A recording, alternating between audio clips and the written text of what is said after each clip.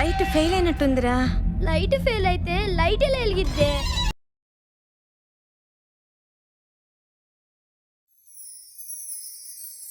నా ఉచ్ఛ్వాసం కవనం, నా ఉచ్ఛ్వాసం కవనం.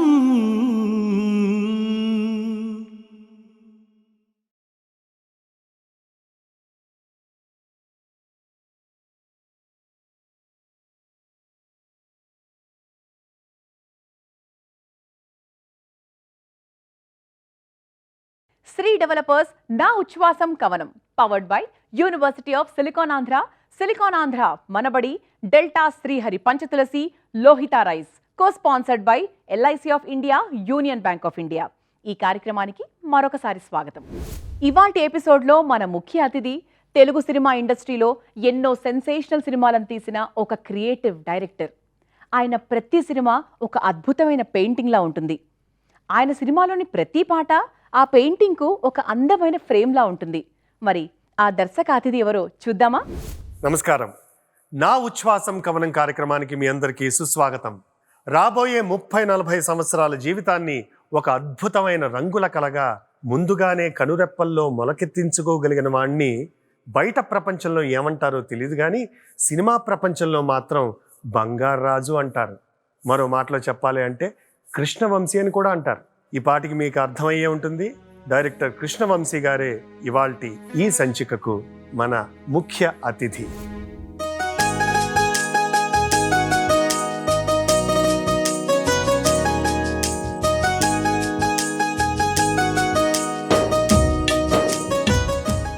అర్ధాకలితో గడిపిన పగళ్ళు, అరిగిన చెప్పుల్లో అరికాళ్ల పగుళ్ళు జీవితంలో ఆయనకి ఎన్నో పాఠాలు నేర్పించాయి. అలాగే ఖాళీ జేబుని, బరువైన పర్సుని కూడా జీవితం ఆయనకి చూపించింది. పరస్పరమైన విరుద్ధమైన భావజాలం కలిగిన ముగ్గురు ఉద్దండులు, సిరివెన్నెల సీతారామ శాస్త్రి గారు, యండమూరి వీరేంద్రనాథ్ గారు, అలాగే రామ్ గోపాల్ వర్మ. వీరి నుంచి జీవితంలో ఎప్పుడూ ఏదో ఒకటి నేర్చుకునే కృష్ణవంశీ గారు తన కలల కోటకి ఒక్కో ఇటుకని పేర్చుకుంటూ ముందుకు సాగిపోతున్నారు. సీతారామ శాస్త్రి గారితో తనకున్న వృత్తిపరమైన అనుభవాల్ని, అలాగే దత్తపుత్రుడిగా, మానసపుత్రుడిగా ఆయనపై తనకు గల భక్తి భావాన్ని, ఆయన అనుభవాలను వారి మాటల్లోనే విందాం. Let's welcome creative director Krishna Vamsi.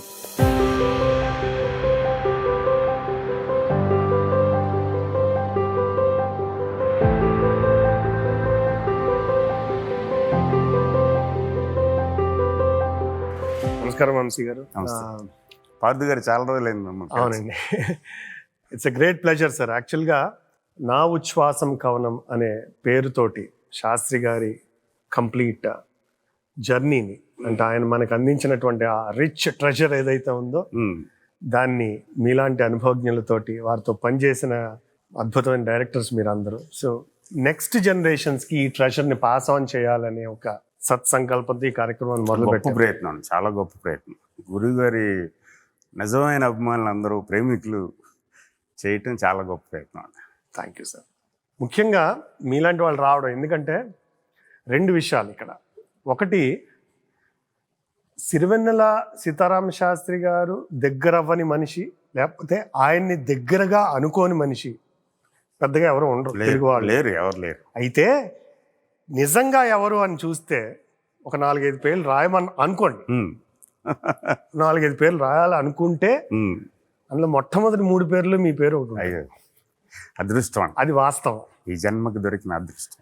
Yeah, correct, నిజంగానే అదృష్టం. 2, సీతారామ శాస్త్రి గారి పాటలు మీకు ఏది ఇష్టం అని అటు సినిమా వాళ్ళని, ఇటు సామాన్య ప్రేక్షకుల్ని ఎవరిని అడిగినా కూడా ఎవరు 1-2 పాటలు చెప్పినా అందులో మీ పాట ఒకటి ఖచ్చితంగా ఉంటుంది. అలాంటి సంపదని మరి కొన్ని మీరు చెప్పి రాయించుకున్నారు, ఆయనకి సిచ్యువేషన్ ఇచ్చి, కొన్ని ఆయన ముందు రాసుకున్న పాటల్ని మీరు సినిమాల్లో పెట్టుకున్నారు. ఇలాగా ఒక అద్భుతమైన పాటల్ని, కొన్ని పాటల్ని తెలుగు సినిమా మాధ్యమం ద్వారా తెలుగు ప్రేక్షకులకి, తెలుగు సాహిత్య ప్రియులకి, సిరివెన్నెల అభిమానులకి అందించినందుకు ముందుగా మేమందరం మీకు కృతజ్ఞతలు. సో బిఫోర్ మనం సిరివెన్నెల గారితో మీ ప్రయాణం గురించి మాట్లాడే ముందు, యాజ్ అ డైరెక్టర్ మీ సినిమాల్లో పాటల పిక్చరైజేషన్కి ఒక ప్రత్యేకమైన స్థానం ఉంది. అసలు మీ దృష్టిలో సినిమాలో పాట అవసరమా, పాటకున్న ఔచిత్యం ఏంటి, ఎలాంటి సందర్భంలో పాట పెట్టాలని మీరు అనుకుంటారు? చాలా పెద్ద క్వశ్చన్. సినిమాకి పాట అవసరమా కాదా అని చెప్పేంత స్థాయి ఉందని నేను అనుకోవట్లే నాకు. బట్ నాకు పర్సనల్గా పాటలు అంటే ఇష్టం, చాలామందిలాగే చిన్నప్పటి నుంచి కూడా. అలాగే పాటలు చూడటం ఇంకా ఇష్టం, చాలా కలర్ఫుల్గా మ్యూజికల్గా. కె రాఘవేంద్ర గారి పాటలు కానీ, యాష్ చోప్రా గారి పాటలు కానీ, గురుదత్ గారి పాటలు కానీ, తమిళ్ మనోహర లాంటి పాటలు కానీ, బాలచంద్ర గారి పాటలు కానీ, వంశీ గారి పాటలు కానీ, భారతిరాజ గారి పాటలు కానీ, రాము గారి దగ్గర జాయిన్ అయిన తర్వాత ఆయన దాన్ని అప్రోచ్ అవుతున్న విధానం కానీ. సో జనరల్గానే నాకు పాట అంటే ఇష్టం. నువ్వు ఓన్లీ పాటలతో సినిమా అంటే తీసేస్తాను. పాట లేకుండా ఒక సినిమా తీసా, డేంజర్ అని. అదేదో అప్పుడు దీని మీద, దానికి ఇప్పుడు కూడా చూస్తూ ఉంటే బాగా మిస్ అవుతూ ఉంటాను. సో పాట లేకుండా సినిమా అంటే నా ఫేవరెట్ కాదు. నేను దానికి ఓటేను. ఎన్ని పాటలు ఉన్నావు, ఇప్పుడు హమాప్కేకంలో 16 పాటలు ఉన్నాయి. అద్భుతంగా అనిపిస్తుంది నాకు. సో పాట అనేది సినిమాకి, జీవితానికి కూడా చాలా ఇంపార్టెంట్ అని నా పర్సనల్ ఫీలింగ్. అంటే మీకు పాట మీద అంత మక్కువ ఉంది కాబట్టి మీ దగ్గర నుంచి అన్ని మంచి పాటలు వచ్చాయి అనుకుంటున్నాను. శాస్త్రి గారు ఉన్నారు కాబట్టి మెయిన్ రీజన్ అదండి. అయితే మీరుతో శాస్త్రి గారితో మీ ప్రయాణం అంటే as director or as a technician in the film industry కాదు, దాని ముందు శాస్త్రి గారి సాహిత్యంతో మీ ప్రయాణం ఎప్పుడు మొదలైంది? ప్రయాణం అనే కంటే కూడా ఫాలోయింగ్, అనుసరణ అనేది కరెక్ట్ ఫీలింగ్ అండి. పోనీ పరిచయం నేను 2 చెప్తా, 2 పరిచయాలండి. పరిచయం చాలా విచిత్రంగా ఉంటుంది అండ్ నాకు ఇంకా ఆ మూమెంట్ కళ్ళ ముందే ఉంటుంది. ఫస్ట్ మా తాడేపల్లిగూడెంలో పోస్ట్ గ్రాడ్యుయేషన్ ఫినిష్ చేసి సినిమాల్లోకి వెళ్ళిపోదాం, లైఫ్ గ్యాంబ్లింగ్, అందరూ తిడతాం, అక్కడికి వెళ్తే అడుపు తింటారు, అది ఏదైనా ఇంట్లో వాళ్ళు ఒప్పుకోపోవటం, మా నాన్నగారు చాలా స్ట్రిక్ట్ అవ్వటం, వీటిలన్నిటి మధ్యలో ఎలాగ వెళ్ళాలి అనేది తప్ప వెళ్ళాలో వద్దా మీమాంస లేదు. కాకపోతే ఎవరికి చెప్పేవాడు కదా, ఎవరు వింటలేదు కాబట్టి మాట. ఆ టైంలో సిరివెన్నెల రిలీజ్ అయింది. అప్పటికి శంకరాభరణం నుంచి విశ్వనాథ్ గారి సినిమాలు కంపల్సరీ చూడటం అనేది అలవాటు. అలాగే సిరివెన్నెల అని వెళ్ళి కూర్చుంటే సినిమా తరదాముని బెనర్జీ, అది నాకు పెద్ద ఎక్కట్లేదు. ఒక మూగోడు, ఒక చెవిటమ్మాయి, నాకు జనరల్గా ఫిజికల్ హ్యాండిక్యాప్ట్ అంటే ఎక్కడు. బట్ మ్యూజిక్ వెళ్తా ఉంటే సడన్గా ఆది భిక్షు వాడిని ఏమి అడిగేదంటే అక్కడ జల్లు మంది. ఫస్ట్ ఆ పాట అయిన తర్వాత ఒకటి కొట్టాను థియేటర్లో, ఎందుకంటే ఆడే ఏంటని ఏదో కమెంట్ చేశాడు. ఆ గొడవ అయితే మళ్ళీ వీళ్ళు వచ్చి మనకి ఆ ఊర్లో నేను బాగా తెలుసు కాబట్టి గబుకు మన సైడ్ ఎక్కువ అయిపోయి ఆయన తోసాం బయటికి. ఆ పాట విన్నగానే ఈడేవాడు దేవుణ్ణి తిట్టుతున్నాడు అని ఫస్ట్ విశ్వనాథ్ గారి మీదకి వెళ్ళింది. అప్పటికి పాటలు రచయిత అంటే వేటూరు గారే రిజిస్టర్ అయ్యారు. వేటూరు గారు ఏంటి దేవుణ్ణి తిట్టేశాడు అని అనుకుంటే, కాదు సీతారామ శాస్త్రి గారు అంటే కొత్త ఆయన వచ్చి రాశాడు. ఆ తర్వాత బయటికి వెళ్ళి అప్పుడు పాటల పుస్తకాలు వచ్చాయి. బాగా నచ్చిన సినిమా, నచ్చిన పాటలు అంటే పాటలు పుస్తకం తీసుకెళ్ళి మళ్ళీ నోట్బుక్లో రాసుకునేవాడిని. అది మా సబ్జెక్ట్ వర్క్. సో ఆ రోజు పాటల పుస్తకం కొని వెళ్తా చదివాను. నిందాస్తుతి అంటారనేది కూడా తెలియదు నాకు.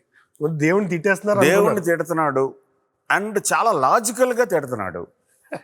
పువ్వులకి 3 రోజులే ఇచ్చేవేంట్రా నువ్వు, బండరాళ్ళకేమో జీవితాంతం ఇచ్చేవేంటి అంటుంటే లాజిక్ కనపడుతుంది, లైఫ్ తెలుస్తుంది, ప్రకృతి వస్తుంది. ఆ తర్వాత చాలా సంవత్సరాల తర్వాత గురువుగారి దగ్గర విన్న పాట ఒక ఉదయం గురించి ఆ సినిమాలో ఆయన వర్ణించిన విధానం, ప్రకృతి కాంతకు ఎన్నెన్ని హోయలు, అది మార్నింగ్ గురించి అనేది నాకు 2-3 సంవత్సరాల వరకు తెలియదు. ఓకే, ఏంటి అని అది బాగా ముద్ర పడిపోయింది. అప్పటి నుంచి ఫాలో అవటం మొదలుపెట్టాం సీతారామ శాస్త్రి గారి పాటలు.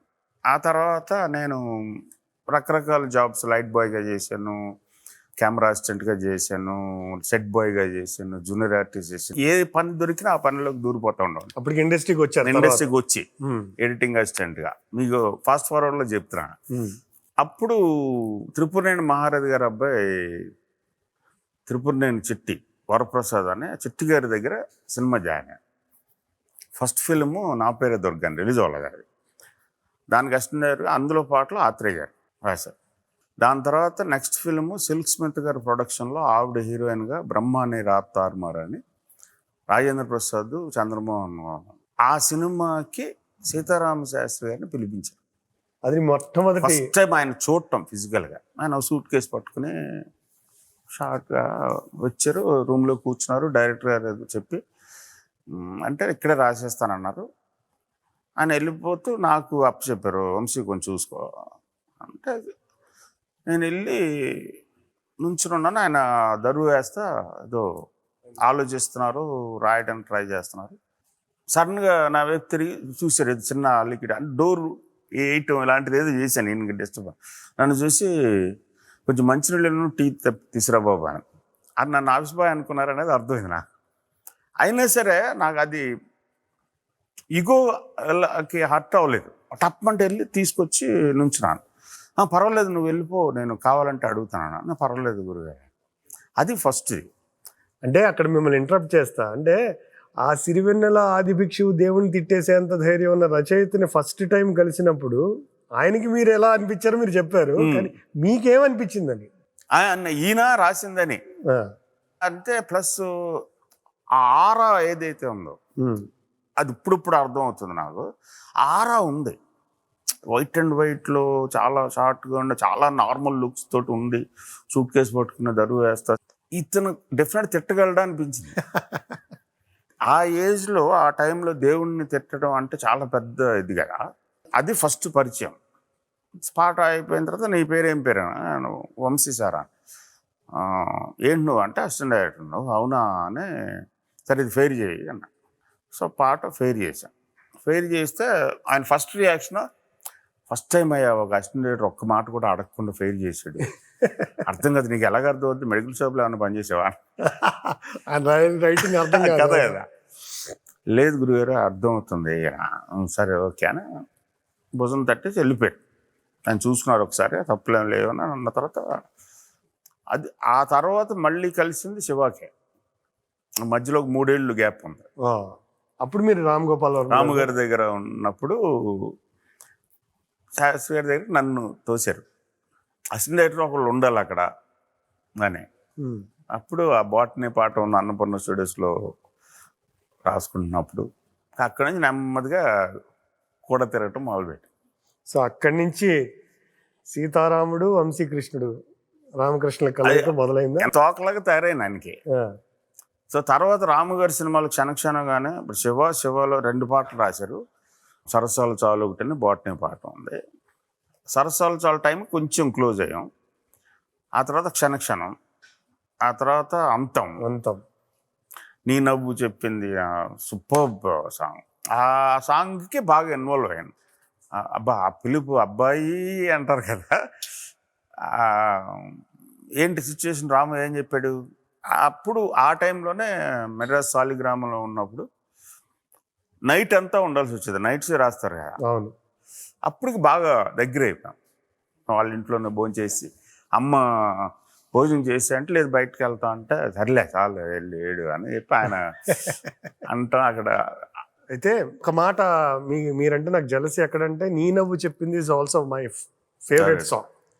చాలా మందికి కొంచెం సంగీతం మీద, కొంచెం సాహిత్యం మీద, భాష మీద అభిమానం ఉన్న వాళ్ళందరికీ ఆ ఎక్స్ప్రెషన్లు, ఏ తోడుకి నోచుకొని నడకెంత అలుపో అని. అలాగే పెళ్లి గురించి నేను మొన్న మీ గురుగారు రామ్ గోపాల్ వర్మ గారితో కూడా డిస్కస్ చేశాను. సరే పెళ్లి గురించి అసలు ఏ రిలేషన్ మీద నమ్మకం లేని మీరు ఆ లైన్లు ఎలా రాయించుకున్నారు సార్ అంటే, ఏనాడైతే ఈ జీవితం రెట్టింపు బరువెక్కునో, తనువు మనసు చెరిసగమని పంచాలి అనిపించునో, సరిగా అదే శుభముహూర్తం సంపూర్ణమయ్యేందుకు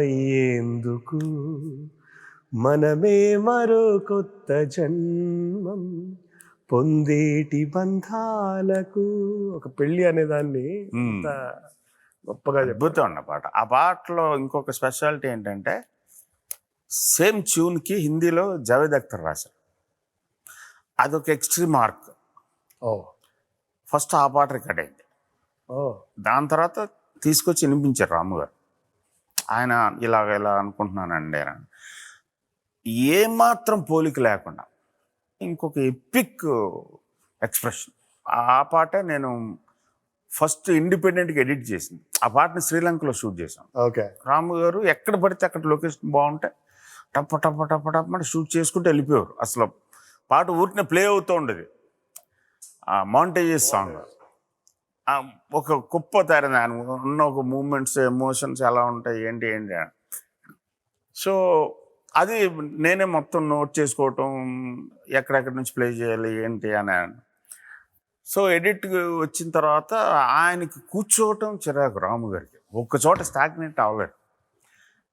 వంశీ ఎడిట్ చేస్తావా అన్నారు. అప్పుడు ఎడిటింగ్లో అట్లా దూరుతున్నాను ఆయన ఫస్ట్ నుంచి శివ నుంచి. ఇండిపెండెంట్గా ఆయన ఎడిట్ చేస్తుంటే వెనకాల కూర్చోవడం తప్ప, ఇప్పుడు ఆయన వెళ్ళిపోయిన తర్వాత చిన్న చిన్న కరెక్షన్స్ ఈ చిన్న బీజిఎంను ఎడిట్ చేసే అంటే తప్ప వెళ్ళేవాళ్ళు కాదు. ఫస్ట్ టైం ఫుల్ సాంగ్ నువ్వు ఎడిట్ చేయ ఒక వెర్షన్, తర్వాత చూద్దాం.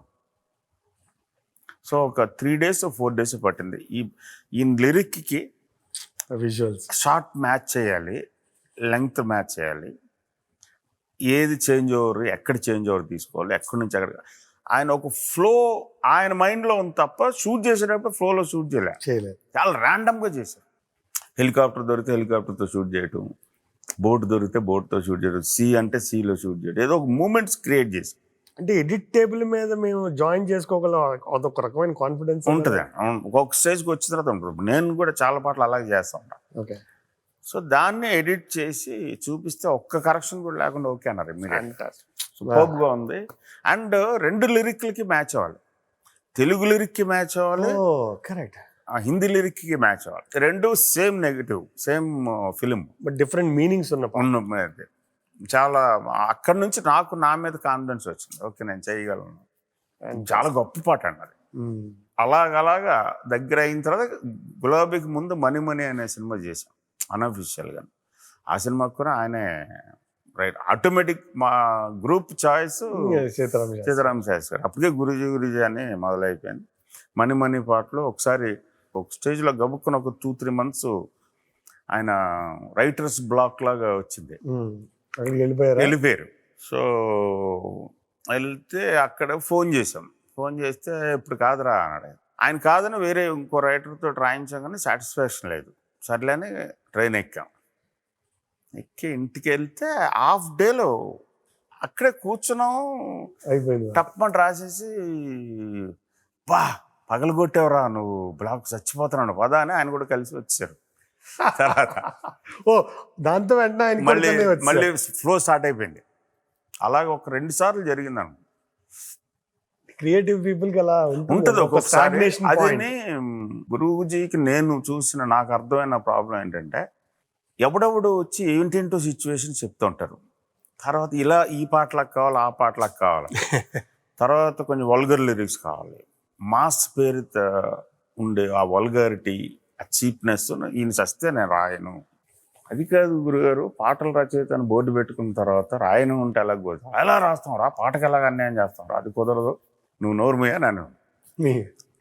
రియల్ లైఫ్లో నేను అంతవరకు నేను చూసిన చిన్న ప్రపంచంలో అలాంటి ఒక స్టాండర్డ్స్ కానీ, వాల్యూస్ కానీ, ఆ ఇంటిగ్రిటీ వాల్యూస్ కానీ, ఆ ఎఫెక్షన్ కానీ ఎవరితోటైనా ఇమ్మీడియట్గా లోపల తీసుకోవటం, దీన్ని ఆసరాగా తీసుకుని చాలామంది నాకు తెలిసి ఎవరెవరు అన్నది మోసం కూడా చేశారు ఆయన విపరీతంగా. అవి పట్టించుకునేవాడు కదా, నవ్వేవాడు ఆయన. ఒక అమ్మాయికి అయినా స్మైల్ అడిపోవాను రా నెక్స్ట్ అంటే. ఆ ఇంటిగ్రిటీ వల్లనేమో సార్ ఇవాళ మన ఒక మనిషి వెళ్ళిపోయినా కూడా ఆ వాల్యూస్, ఆ ఇంటిగ్రిటీ వల్లే మనం ఎంత మాట్లాడుకుంటున్నాం. ఆయన అది ఇంకొకటి బాగా చూస్తుంది నాకు ఈయనలోను రాము గారిలో కూడా ఉన్న లక్షణం, see good in everything and appreciate good in everything and everybody. అవి ఎవరైనా సరే ఇంకొక రైటర్ రాసి పాట బాగుందంటే ఫోన్ చేసి మరి చెప్పండి, నా కళ్ళ ముందు జరిగింది చెప్తారు. అలాంటి ఒక రేర్ పర్సనాలిటీ, ఫ్రాగ్రెంట్ ఫ్లవర్ లాంటి personality without expecting anything. Absolutely sir. Sri Developers నా ఉచ్ఛ్వాసం కవనం powered by University of Silicon Andhra Manabadi, Delta Srihari Panchatulasi, Lohitha Rice. Cosponsored by LIC of India, Union Bank of India. ఇంకా మీ మొట్టమొదటి సినిమా గులాబీకి వద్దాం సార్. గులాబీకి సంబంధించిన మంచి అనుభవాలు ఏమైనా షేర్ చాలా ఉన్నాయండి. నేను ఆ ఫస్ట్ నుంచి ఇప్పుడు గురువు గారికి హెల్ప్ చేద్దాం అనే ప్రయత్నంలో, అంటే మరి ఆయన హింస పడిపోతున్నారు, ఒక్కొక్క పాటకి 30 పాటలు రాస్తారు, చరణాలు వచ్చేస్తూ ఉంటాం. వన్స్ ఆయనకి ఫ్లో మొదలైతే విపరీతంగా వస్తూ ఉంటాం. నా పాటలు ఏది కూడా 15కి తక్కువ రాయలేదు చరణాలు. నా క్వశ్చన్ లో ఒకటి అది తెలుసా మీకు? ఏది అసలు ఇండస్ట్రీలో అతి ఎక్కువ వర్షాలు రాసిన వాళ్ళలో కృష్ణవంశీ గారు ఒకరు అని అయి ఉండొచ్చు అండి.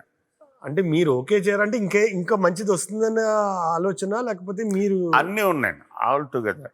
ఓకే, కొన్నేమో గురుజీ కరెక్ట్ కాదేమో, ఓకే చేయకపోవటం అంత సీన్ లేదు. నోరు ముందు తీసుకెళ్ళాలంటే తీసుకెళ్ళిపోతాం, అనుమానం లేదు.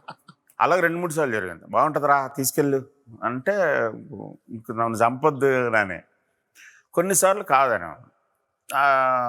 చాలాసార్లు నేను ఫస్ట్ నుంచే సాంగ్ మీద ఉండే ఇష్టం వల్ల, అంటే ఏ కైండ్ ఆఫ్ సౌండ్ ఉండాలి, ఏ ప్యాటర్న్ ఆఫ్ మ్యూజిక్ ఉండాలి, ఏ కైండ్ ఆఫ్ టోన్స్ ఉండాలి, ఏ కైండ్ ఆఫ్ ట్యూన్స్ ఉండాలి, ఏ కైండ్ ఆఫ్ లిరిక్స్ ఉండాలి, స్టోరీ ఎంత చెప్పాలి, డిజైర్స్ని ఎంతవరకు టచ్ చేయాలి, ఎమోషన్స్ని ఎంతవరకు టచ్ చేయాలి, ఇది ఒక సపరేట్ వర్క్ స్క్రిప్ట్ బిగినింగ్ నుంచి జరుగుతూ ఉంటాను.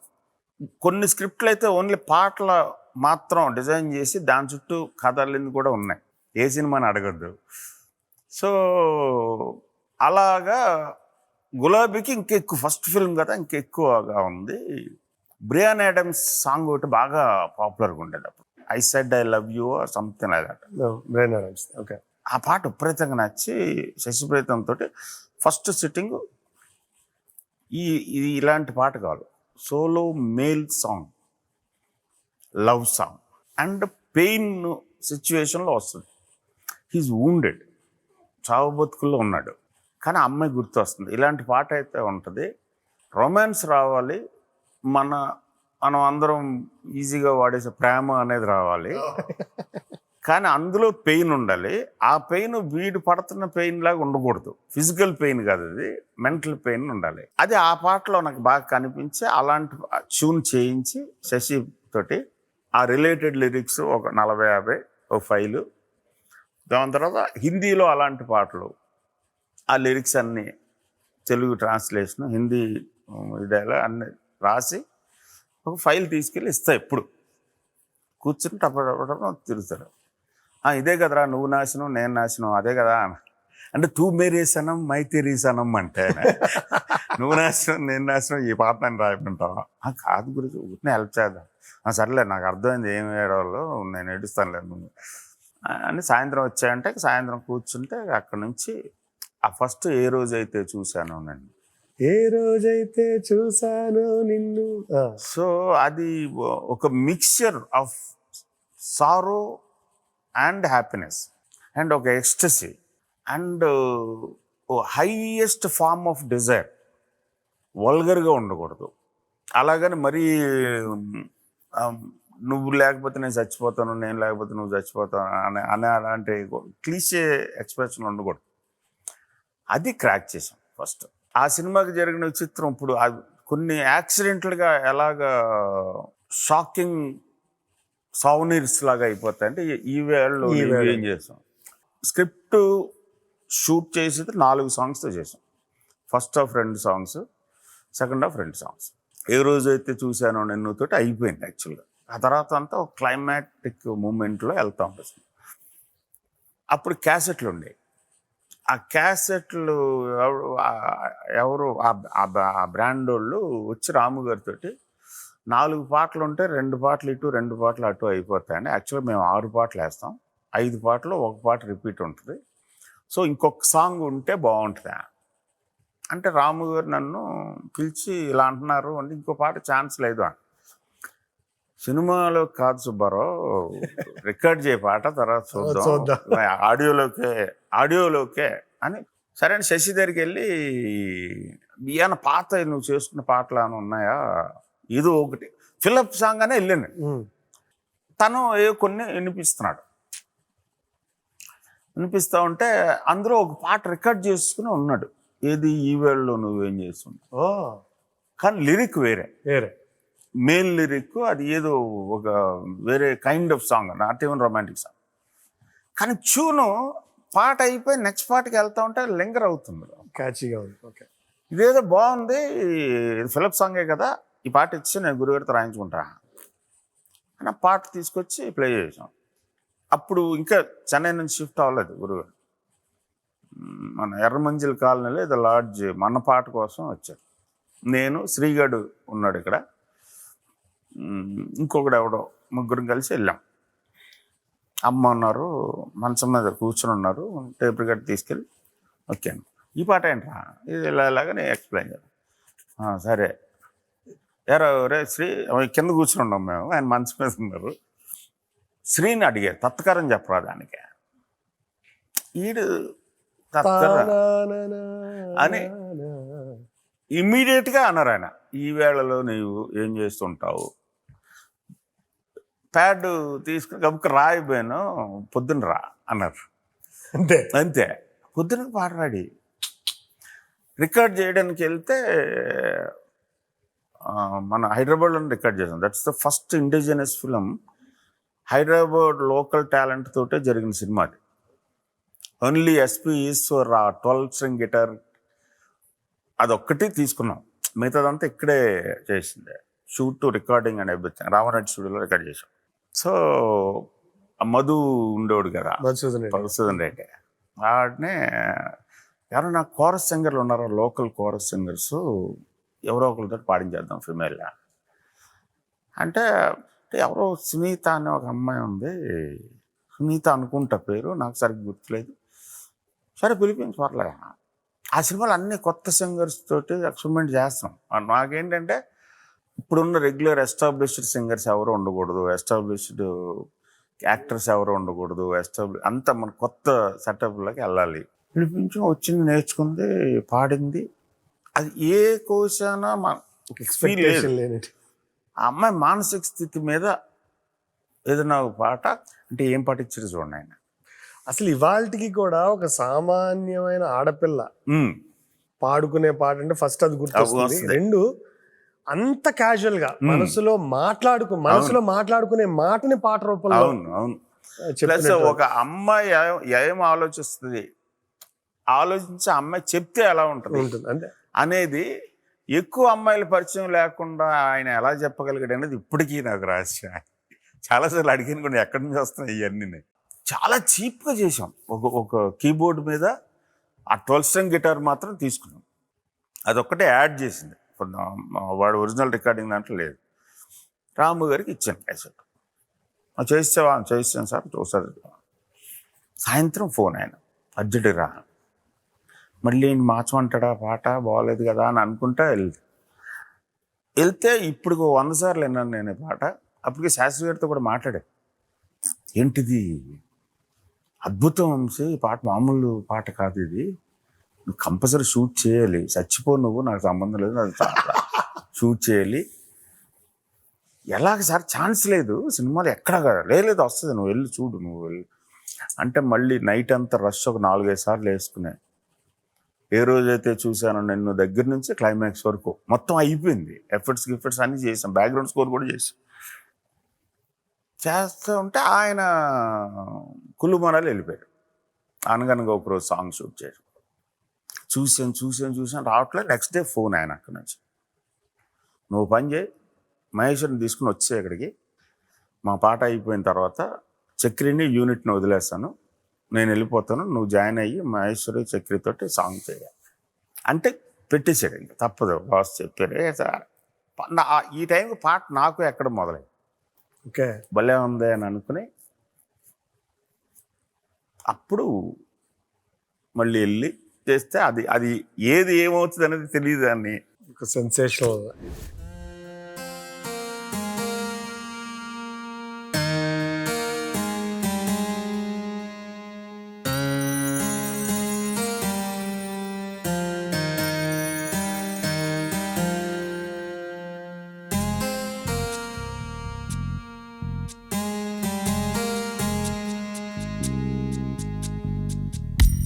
ఈ వేళలో నీవు ఏం చేస్తూ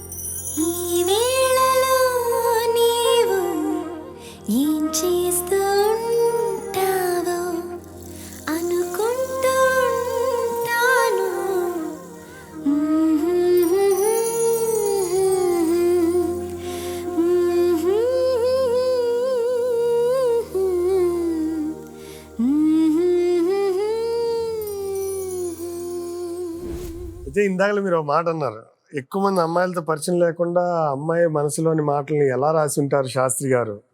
ఇదే పొజిషన్ లో ఒక 4 రోజుల క్రితం మీ గురుగారు మీ బాస్ తో చేసినప్పుడు శాస్త్రి గారు జనాలకి చాలా ద్రోహం చేశారు అన్నారు. ఏంటంటేట ఆయన సాహిత్యం విని ప్రేమ అంటే ఇంత బాగుంటుంది అనుకుని అందులో దిగి మోసపోయారట. లేదు, అది నాకు జరుగుతూ ఉంటాయి. ఇప్పటికీ తిడుతూ ఉంటారు ఫోన్ చేసి అమ్మాయిలే, నీ వల్ల. మొన్న రాత్రి ఎవడో ఒకడు పెళ్లి చేసుకుని డైవర్స్ అయిపోయినాడు కూడా ఫోన్ ఈ పాట గురించి.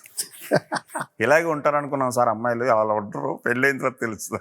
సో ఈ స్కామ్ లో మీకు కూడా పాత్ర ఉంది. కానీ ఆరిజినేటర్ ఆయన. గులాబీలో ఫస్ట్ సాంగ్ కాలేజీలో వచ్చేయాలి. కాలేజ్ సాంగ్ అప్పటికే నామంబెట్టు కాలేజీ కానీ T Rajendra song super hit అప్పటికి ఒక 2-3 ఇయర్స్గా. అలాంటి పాట ఉంటే బాగుంటుందని. కానీ ఆ నెగిటివ్ ఛాయిస్కి వెళ్ళకూడదు. అలాగని కాలేజీకి వెళ్ళంటారా చదువుకుంటారా అంటే వినరు. సో కత్తి మీద సాంగ్ అంటే గురువు గారు అప్పటికే నేను ఒక 5 సంవత్సరాల నుంచి ఆయనతో కూడా పడి తిరుగుతున్నాం కాబట్టి ఏదైనా ఈయన క్రాక్ చేస్తాడని అనుకుని ఈ కాన్సెప్ట్ చెప్పి ఇలాంటి పాట, కానీ ఆ నెగిటివ్ ఇది ఉండకూడదు, ఇక్కడ ఏదైనా ట్రై చేయండి సార్ అంటే సరే అని చాలా గొప్ప మాట రాశారు. అంటే జల్లు మంది ఆ మాట అనగానే, కాలేజీలో మహారాజులు ఈ గేటు దాటాక జనులవుదురు అని. అండ్ అది నిజం, చక్కమంటా నిజం. కాలేజీలో ఉంటే గొప్ప కింగ్స్ అనుకుంటాం. జస్ట్ గేట్ దాటితే మామూలు ప్రజలు అవుతారంటే నిజమే కదా. అంత గొప్ప థాట్ని, లైఫ్ సీక్రెట్ని యాక్చువల్గా అలాంటి పాటలు. ఇప్పుడు క్లాస్ రూమ్ లో తపస్సు చేయుట వేస్ట్ గురువు యాక్చువల్గా ఆ థీమ్ అంటే ఆ భావన ఆయన మనసులో చాలా ఉందండి. బోర్డు చదువులు వేస్ట్ అంటే జీవితం అనేది క్లాసులో ఉండదు, బయటకు లేదు అని.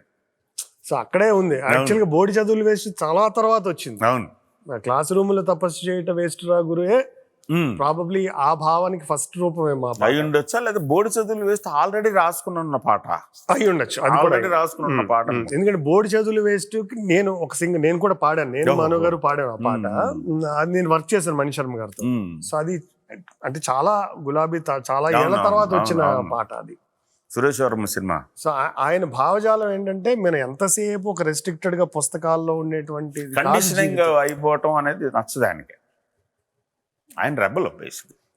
సో కన్నుల్లో నీ రూపమే లాంటి పాట సార్. శాస్త్రి గారి ఒక ఇంటర్వ్యూలో ఈ పాటని పిక్చరైజ్ చేయడం అంత ఈజీ కాదు, చాలా కష్టమైన వ్యవహారం అది.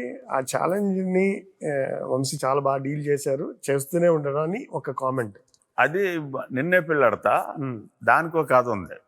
నిన్నే పెళ్ళాడతాకి సందీప్ చౌతా అనుకున్న తర్వాత నాకు తెలియదు అసలు అతను. సరే నాగార్జున చెప్పాడు బాంబేలో నిన్న రాత్రి, ఆయన అప్పుడే బాంబే నుంచి వచ్చాడు ఏదో షూట్ నుంచి, నన్ను రాత్రి కలిసాడు. సునీల్ శెట్టి వాళ్ళ రిలేటివ్ అంట. అప్పుడు నేను ఈ ఫ్యూజన్ మ్యూజిక్ ఎవడా అని ఎతుకుతున్నా యాక్చువల్గా, అలాంటి వాడు ఉంటే బాగుంటుందని నాగార్జున చెప్పాడు. ఒకసారి వెళ్ళి కలిసిరా సందీప్ పేరు, నా నెంబర్ అది ఇచ్చారు, నేను ఫోన్ చేసిన. అప్పుడు సెల్ ఫోన్స్ అయ్యాను. సరే నేను వెళ్ళాను, ఆడే ఎయిర్పోర్ట్కి వచ్చాడు. అక్కడ నుంచి డైరెక్ట్గా ఆడి ఫ్లాట్ లాంటి దానికి వెళ్ళాం. ఏమన్నా ఉంటే వినిపించు నీ దగ్గర. ఆల్మోస్ట్ ఒక ఇంత బాక్స్ లాంటిదో సంచి లాంటిదో తీసుకొచ్చి ఇలా పోసాడు. డాట్లు చిన్నవి కుప్పబడింది. ఏంట్రా ఇది అన్నాడు. ఇవన్నీ పాటలే అన్నాడు. ఆడు కొంచెం బాగా డబ్బున్నాడు, పిచ్చి ఇది. సరే ఇప్పుడు ఇందులోంచి కొన్ని బోర్ని ప్లే చేయాలంటే వింట మొదలుపెట్టాం. ఒక 15-20 పాటలు అయిన తర్వాత ఈ కన్నుల్లోనే రూపమే హిందీలో రికార్డ్ చేసుకున్నాడు.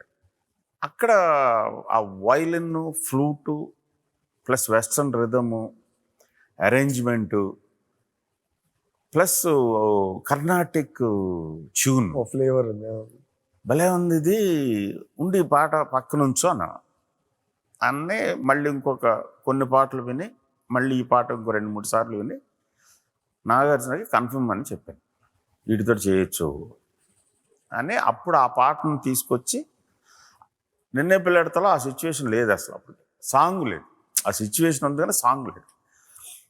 ఈ పాట విన్న తర్వాత అప్పుడు సైకేంది, ఇది ఒక పాట చేయొచ్చు అని గురువు గారి దగ్గరికి వచ్చి సిచ్యువేషన్ చెప్పి 2 ఇళ్లలోనూ వీళ్ళు, అక్కడ అమ్మాయి ఉంది, ఇక్కడ అబ్బాయి ఉన్నాడు, వీళ్ళు ఒక్కళ్ళే ఉన్నారు, ఇంకెవ్వరు లేరు. వీళ్ళు కలవాలి, ఇప్పుడు కలవాలని ఉంది. అప్పటికే స్టార్ట్ అయింది ఫీలింగ్. ఇది బ్రేకింగ్ పాయింట్ అవ్వాలి. కానీ ఎవరి ఈగో తగ్గకూడదు, ఎవరు ఐస్ బ్రేక్ చేసేది. ఇలా ఉంది గురుగారు. అదేదో నాకే విచిత్రంగా ఉంది. అది ఏదో ఏరియా వ్యాస్ట్, ఎంతైనా చెప్పచ్చు, ఏమి చెప్పకూడదు. చేద్దాం సరే. మళ్ళీ నువ్వు నాశనం నేను నాశనం కొన్ని పాటలు అది రాశారు. పాట రాసింది తత్కారం రాసుకుని ఇప్పుడు పాట రాసి అన్నాడు అనిపిస్తుంది. ఒక్కొక్క సెంటెన్స్లో కాదనలేని ఇది. కానీ మీరు ఇప్పుడు చెప్పినవన్నీ ఎక్స్ప్రెషన్లో వస్తాయి ఆ పాట. అవును. సో ఇన్ని ప్రేమ పాటలకు రూపకల్పన చేసి నువ్వు నాశనం నేను నాశనం అని మీరు అనేసుకుని మిగతా వాళ్ళందరినీ నాశనం చేసేసారు, అయిపోయింది. అయితే ఇప్పుడు మీరు మిగతా రచయితలతో కూడా పనిచేశారు కదా సార్. ఇప్పుడు ఒక సినిమా అనుకున్నప్పుడు సిరివెన్నెల గారికి పర్టికులర్ పాట ఇవ్వాలని ఎలా అనుకుంటారు? ఎలా మీకు? అలాగే లేదు, అన్ని పాటలు శాస్త్రి గారు. అక్కడ కుదరకపోతే అప్పుడు వెతుకుతాం బయట. Okay okay. తప్ప అసలు మీకు రెండోది 2 సార్లు జరిగినట్టుంది. ఆయన అడగటానికి భయం వేసి ఆ పాట బయట రాయించడం.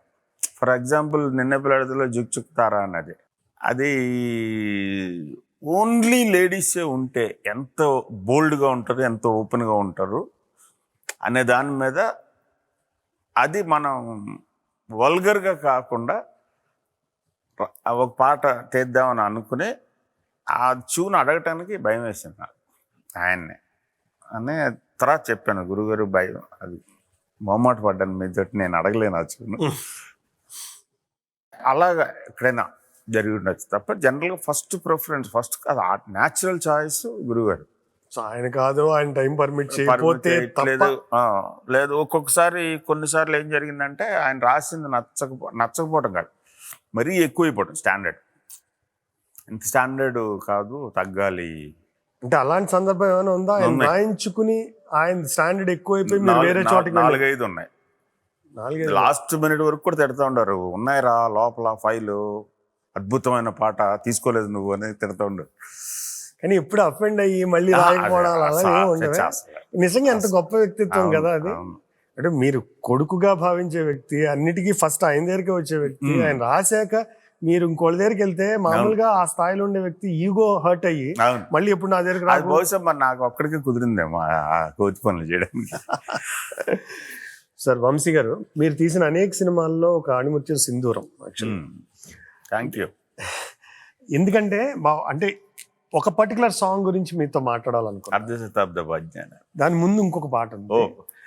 బతకడం బరువయ్యేలా తెగ పీడిస్తుంటే, దారుణం దారులు మూసి వేటాడుతూ ఉంటే, ప్రాణం విసిగి పిల్లే అయినా బెబ్బులి అయిపోదా. అలాగే కళ్ళల్లో కత్తులు దూసే కసి కలిగిందంటే, గుండెలో భగ్గున రేగే అగ్గి రగులుతూ ఉంటే, నెత్తురు మండే ప్రతివాడు సూర్యుడే అయిపోవడం. అంటే బేసిక్గా మీరు నక్సలిజాన్ని సపోర్ట్ చేస్తున్నారా? ఆ పాట నేను పాడుతున్నానా? సినిమాలో నక్సలైట్లు పాడుతున్నారు. నక్సలైట్లు ఇప్పుడు మావోయిస్టులు అంటున్నారు. సింధూరం ఐడియా, సింధూరం అని పేరు పెట్టింది అదన్నే. పగలు కాదు, రాత్రి కాదు, సంధ్య వేళ. దాన్ని పగలు అనలేము, రాత్రి అనలేము. కరెక్ట్గా అక్కడ ఉంది పరిస్థితి. అంటే సివిలైజ్డ్ సొసైటీలోనూ లేదు, ఇలాంటి ఒక ఎగ్నిస్ట్ సిస్టమ్ వెళ్ళే సొసైటీలో లేదు, ఆ మధ్యలో ఉంది మొత్తం అంతా. అందుకని సింధూరం అని పేరు పెట్టింది దానికి. సో ఈ పాట వాళ్ళు పాడుకుంటున్నారు, వాళ్ళ సోషల్ వ్యూస్ కానీ, వాళ్ళ పర్సనల్ వ్యూస్ కానీ, వాళ్ళ ఎమోషనల్ వ్యూస్ కానీ. అదే గురుగారు గొప్పతున్నాడు, దాంట్లో పరకాయ ప్రవేశం చేయగలరు. ఆయనకి దాని మీద నమ్మకం లేకపోయినాడు. అంటే వినేవాళ్ళకి కృష్ణవంశీ గారు, సీతారామ శాస్త్రి గారు నక్సలిజాన్ని సపోర్ట్ చేస్తూ రాశారేమో, తీసారేమో అనిపించేలా ఉండదు. అంటే ఏదో ఒక పాత్రలో పరకాయ ప్రవేశం చేసి ఒక ప్రేమ చెప్పడము, ఇంకోటి చెప్పడం వేరు. కానీ ఇలాంటి ఒక బలమైన ఇదేనా మేము సపోర్ట్ చేస్తున్నాం, మేము అండర్లైన్ చేస్తున్నాం అని కాదు. ఒక సమస్యని ఈగిల్ పాయింట్ ఆఫ్ వ్యూలో చూస్తున్నాం, ఒక న్యూట్రల్ పాయింట్ ఆఫ్ వ్యూలో చూస్తున్నాం. ఇటువైపు గొడవ ఏంటి, ఇటువైపు గొడవ ఏంటి, ఈ మధ్యలో నాశనం అయిపోతున్నా లేకపోతే నలిగిపోతున్నా సామాన్య ప్రజానాయకం పరిస్థితి ఏంటి, ఇది డిస్కస్ చేయదలుచుకున్నాం. అందుకనే చాలా సినిమాల్లో ఇచ్చే ఒక ఇన్స్టంట్ జస్టిస్ ఫైనల్గా ఒక ఎండ్ ఇవ్వలేకపోయాం ఆ సినిమాకి. చాలామంది చెప్పారు నాకు, అది వద్దు, ఒక సైడ్ తీసుకో, ఇది కరెక్ట్ అని చెప్పు, ఇది రాంగ్ అని చెప్పు. బట్ నాకు ఆ పరిస్థితి కనపట్లేదు. ఇప్పుడప్పుడే కూడా కనపడుతుందనే ఆశ కూడా కనపట్లేదు నాకు. అందుకనే ఈ మారణ హోమానికి అంతం ఎక్కడ ఎప్పుడు అని క్వశ్చన్ చేసి వదిలేసి సినిమాని. దానివల్ల ఫ్లాప్ అయిందని అప్పుడు అన్నారు. కానీ 20 సంవత్సరాల తర్వాత కూడా అదే పరిస్థితి ఉంది సొసైటీలో.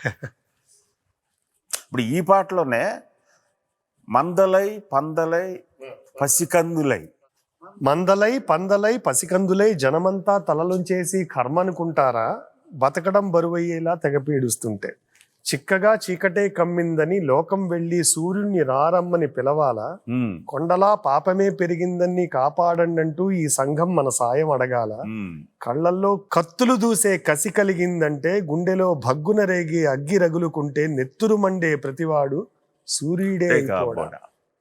సో వాళ్ళు ఏమనుకుంటారు, వాళ్ళ ఒపీనియన్ ఏంటి అనేది నేను రీసెర్చ్ చేసి పట్టుకొచ్చిన ఇన్ఫర్మేషన్ కొంత, ఆయనకి తెలిసిన ఇన్ఫర్మేషన్ కొంత, ఆ తర్వాత ఆయన మదనబడి ఆయనలోంచి. అంటే నా ప్రశ్న ఏంటంటే సార్, ఒక కృష్ణవంశీ లాంటి స్ట్రాంగ్ డైరెక్టర్, ఒక సీతారామ శాస్త్రి గారు లాంటి అద్భుత భావాలు, యాక్చువల్గా కేవలం భావం ఉన్న వ్యక్తి కాదు, ఒక బాధ్యతగా పాట రాసే వ్యక్తి, కొన్నిట్లో పరక్రాయ ప్రవేశం చేసి వాళ్ళు అనుకుంటారని పాజిటివ్ గా రాస్తే అది నిజం అనుకునే ప్రమాదం లేదంటారా సొసైటీలో? ఇన్ఫ్లుయెన్స్ ఉండదంటారా? బికాస్ కృష్ణవంశీ ఇన్ఫ్లుయెన్స్ చెప్పిన విషయం మంచిదే చెప్పారు కదా. సొసైటీ మనల్ని అడగాల వచ్చి మనకు బాధ్యత లేదా అనేది కదా చెప్తున్నారు. కానీ సో అది తప్పని అనుకోవట్లేదండి. నెత్తురు మండే ప్రతివాడు సూర్యుడు అయిపోవడం అంటే మీరు కూడా వచ్చి నక్సలిజం లో జాయిన్ అయిపోవడం ఒక ఇండైరెక్ట్ మీనింగ్ లేదంటారు అందులో? అందుకనే క్వశ్చన్ వేసారు ఆయన, నెత్తురు మరుగటం వరకు తీసుకెళ్తే ఎవడైనా సరే ఆ వేలోకి వెళ్తాడు, అది తప్ప రైట్ అని డిసైడ్ చేయడానికి నువ్వు నేను సరిపోము, ఆ పరిస్థితి తీసుకెళ్ళొద్దనే చెప్పారు. సో అది తప్పు అనుకోవట్లేదు, మేము సపోర్ట్ చేస్తున్నాం, అలాగని మేము ఎగ్నెస్ట్ కూడా కాదు. అయితే ఈ అర్ధ శతాబ్దపు అజ్ఞానాన్ని స్వతంత్రం అందామా is one of the best songs of Sitaram Sastri garu. అయితే మీరు ఈ పాట గురించి మీ అనుభవాలు తెలుసుకోవాల్సినవి అతి విలువైనవి కూడా. ప్రతి సినిమా కథ చెప్పటం, దాని తర్వాత కాపీ వచ్చిన తర్వాత ఆయనకి చూపించడం అనేది ఒక అలవాటు. కాపీ వచ్చేసింది, సినిమా చూసిన తర్వాత అది అర్ధరాత్రి అయింది. ఆ రోజు థియేటర్ ఏదో లేటే, మెడ్రాస్లో దేవి శ్రీదేవి థియేటర్లో నేను ఆయన బ్రహ్మాజీ 11 o'clock స్టార్ట్ అయింది. ఇంటర్వెల్లో మళ్ళీ ఒక అరగంట డిస్కషన్ ఉంటుంది, ఇదంతా ఏంటి, అదేంటి, ఇదేంటి, నువ్వు చెప్పింది ఏంటి. నాకు కర్మ ఏంటంటే ఏం చెప్పినా అది మొత్తం ప్రింట్ అయిపోద్ది. అది 3 సంవత్సరాల తర్వాత కూడా మళ్ళీ అదే నువ్వు ఆ రోజు అది చెప్పావు కదా. అవి 2:30 అయింది, సినిమా అయిపోయింది. ఆ క్వశ్చన్ చూశారు, సైలెంట్ ఒక 5 minutes అలాగే కూర్చున్నారు. బ్రహ్మాజీని పంపిస్తున్నాను నేను, ఆయన కూర్చుని ఉన్నారు. వెళ్ళిపోయాడు, నేను ఆయన కారు డ్రైవరు మిగిలి ఉంది. లేచి వచ్చి ఆ రోడ్డు మీద తిరుగుతున్నారు, నైట్ టైం ఎవరు లేరు.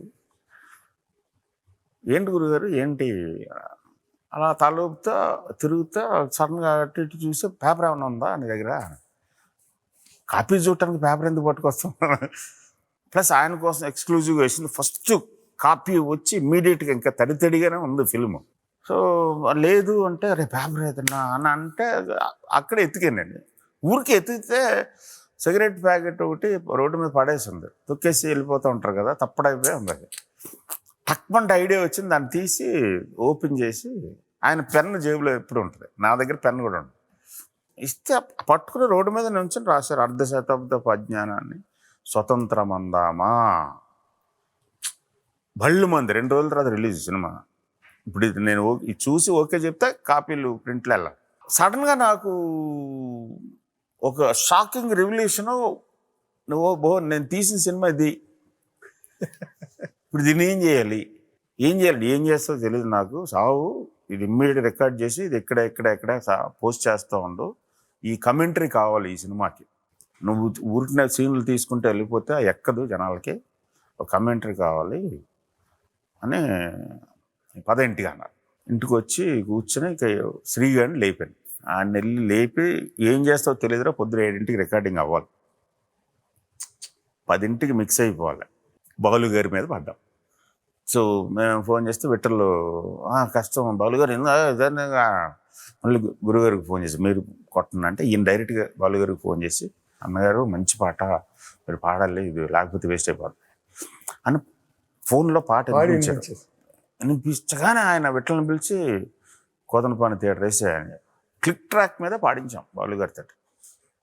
ఆ బాలుగారు పాడుతూ ఉంటే మ్యూజిక్ రెడీ చేస్తున్నాడు ఈ పాట పాడేశారు. అది వరుస 6-7 చరణాలు ఉంటుంది, అక్కడక్కడ రిపీట్ అవుతూ ఉంటుంది.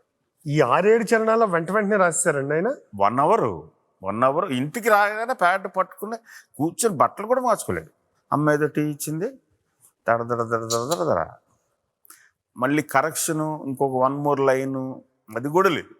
చూడరా అన్నారు, చూసాం, మరి నేను ఫెయిర్ చేసుకోవడం అదేంటి ఏం మార్చట్లేదు అన్నాడు. ఏం అక్కర్లేదు, యాజ్ ఇట్ ఈజ్ ఓకే, ఇప్పుడు నేను ఇది ఒక సింగిల్ టేక్ అయిపోయి రికార్డ్ చేసి ఇమ్మీడియట్గా అక్కడ నుంచి ఆ టేప్ తీసుకుని డాల్బీకి వెళ్ళి మిక్స్ చేసి దాన్ని జాయిన్ చేసి అప్పుడు పంపించాం. సాయంత్రానికి ఆగింది. అద్భుతమైన పాట. ఆ మాటే పగిలిపోయింది. 1/2 శతాబ్దం. మొన్న కూడా ఇప్పుడు 1/2 శతాబ్దం కాదంటే మరి 30వ శతాబ్దం అనుకున్నాం. అజ్ఞానం మాత్రం అలాగే ఉంది. అదే పరిస్థితులు ఏం మార్పు లేదు. ఈ పాట రికార్డ్ చేశాక మీరు ఆ సినిమా తీసిన పరమార్థం నెరవేరింది అనుకుంటున్నారా? ఆ సినిమాకు ఒక పరమార్థం వచ్చింది అప్పుడు 100%. లేకపోతే ఇన్కంప్లీటెడ్గా ఉన్నాం. 20 సంవత్సరాల తర్వాత మళ్ళీ ఇంత డిస్కషన్ జరుగుతుంది అంటేనే ఇక్కడని కదా, ఇది ఇక్కడంటే సందర్భం ఉంది. సందర్భాలు నేను చాలా చోట్ల, లేకపోతే నా ఫేస్బుక్ అకౌంట్లో, ట్విట్టర్లోనూ ఆ సినిమా రిలీజ్ డేట్కో లేకపోతే ఎవడో సడన్గా పోస్ట్ చేస్తుంటాడు 1/2 శతాబ్దపు అజ్ఞానం. చాలా మందిని ఆలోచింపజేసినటువంటి పాట. అవును. అంటే కేవలం పాటని ఇష్టం అని చెప్పడానికి కూడా ఒక రీజన్. కేవలం పాట కాదండి, అది సంథింగ్ బియాండ్ అ సాంగ్ బేసికల్లీ. ఆయన మాటలు చెప్పాలంటే జీవన వేదం. అర్ధశతాబ్దపు అజ్ఞానాన్నే స్వతంత్రమందామా, స్వర్ణోత్సవాలు చేద్దామా, ఆత్మ వినాశపు అరాచకాన్నే స్వరాజ్యమందామా, దానికి సలాము చేద్దామా, శాంతి కపోతపు గుత్తుక తెచ్చిన బహుమానం ఈ రక్తపు సింధూరం, నీ పాపిటలో భక్తిగా దిద్దిన ప్రజలను చూడమ్మా ఓ పవిత్ర భారతమా, అర్ధశతాబ్దపు అజ్ఞానాన్నే స్వతంత్రమందామా, స్వర్ణోత్సవాలు చేద్దామా, నిత్యం కొట్టుకు చచ్చే జనాల స్వేచ్ఛను చూద్దామా, దాన్నే స్వరాజ్యమందామా.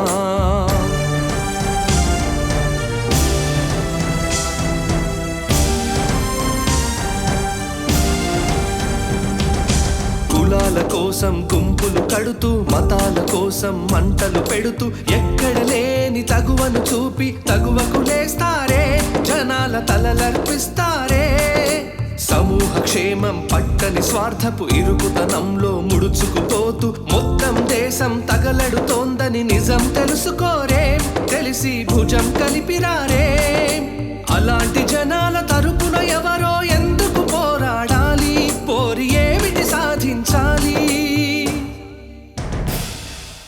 ఎవ్వరి కోసం ఎవరితో సాగించే సమరం ఈ చిచ్చుల సింధూరం, జవాబు చెప్పే బాధ్యత మరిచిన జనాల భారతమా ఓ అనాథ భారతమా, అర్ధశతాబ్దపు అజ్ఞానాన్నే స్వతంత్రమందామా, స్వర్ణోత్సవాలు చేద్దామా, ఆత్మ వినాశపు అరాచకాన్నే స్వరాజ్యమందామా, దానికి సలాము చేద్దామా.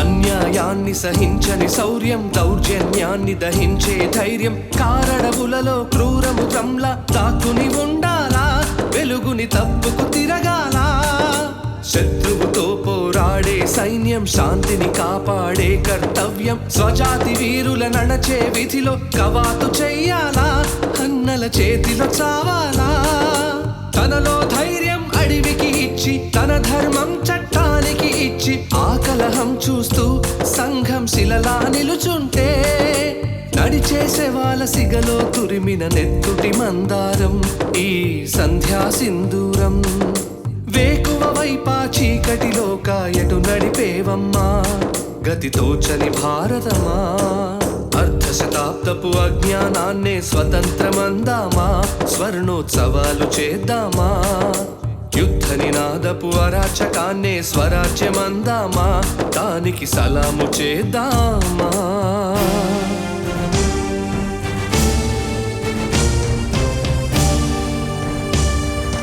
సార్ ఇప్పుడు ఈ సీతారాం శాస్త్రి గారి అభిమానిగా, అంటే ఒక అభిమాని కృష్ణవంశీ, ఒక అసిస్టెంట్ డైరెక్టర్ కృష్ణవంశీ, ఒక డైరెక్టర్ కృష్ణవంశీ, అక్కడి నుంచి ఒక దత్తపుత్రుడు కృష్ణవంశీ, దత్తపుత్రుడు కృష్ణుడు, ఈ రామకృష్ణుల ప్రయాణం ఎలా జరిగిందంటారు అసలు? అంటే అక్కడి నుంచి ఇక్కడ వరకు మీరు చెప్తే కొంచెం డ్రామాటిక్ గా ఉంటది, నాటకీయంగా ఉంటది. ఉండదు సార్, ఎందుకంటే మీరే చెప్పాలి.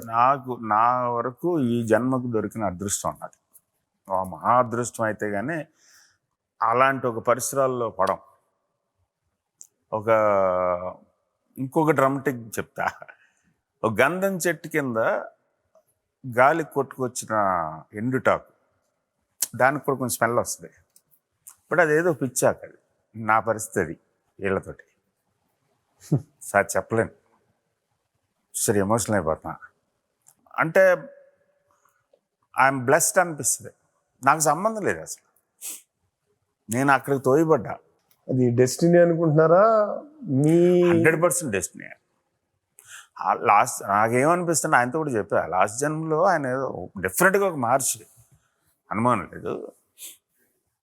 ఆ మహర్షి ఆశ్రమంలో బట్టలు ఉతికేవాడో నీళ్ళు పోసేవాడో అలాంటిది ఏదైనా అయిండొచ్చండి. వెళ్ళాలి కదా మళ్ళీ ఇంకో జన్మ వచ్చినప్పుడు. ఈ జన్మలో ఏకంగా ఆయనే దత్తపుత్రుడు అనుకునే వరం. అవి కేవలం పేర్లండి, అయ్యాను వరసలు, పేర్లు. శాస్త్రి గారి విషయంలో కాదేమో సార్. నేను శాస్త్రి కాదు, ఇది దీనికి దాటిందండి, అతీతమైంది. అదేదో అర్థమయ్యేలాగా చెప్పగలిగేది కాదు, మాటల్లో చెప్పలేనిది అంటారు అనేసి.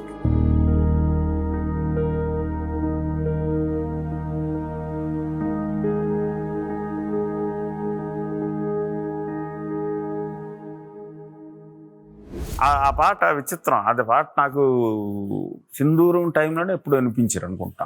అప్పుడే నచ్చింది నా, భలే ఉంది పాట, సూపర్ అని. ఒక రఫ్ కథ అనుకుని వెళ్ళి ఆయనకి ఏదో ఒక ఐడియా లాగా చెప్పి ఈ పాట కావాలి, ఈ పాట తెలుసారా ఏంటి నీగా, ఏముంది ఇదే కదా, అది కాదు కూర్చో అని. అప్పుడు ఒక్కొక్క లిరిక్ ఒక రైటర్గా నేనేం మదన పడతానని. అది మీరు అనుకుంటున్నాడు, మీ పాట బయటకు వచ్చిన తర్వాత వినేవాడు ఏం అర్థం చేసుకుంటే అది కదా. నాకు ఇది అర్థమైంది. బట్ అసలు అద్భుతమైన చరిత్రలో నిలిచిపోయేటువంటి పాట. నా ఉచ్ఛ్వాసం కవనం, నా ఉచ్ఛ్వాసం కవనం,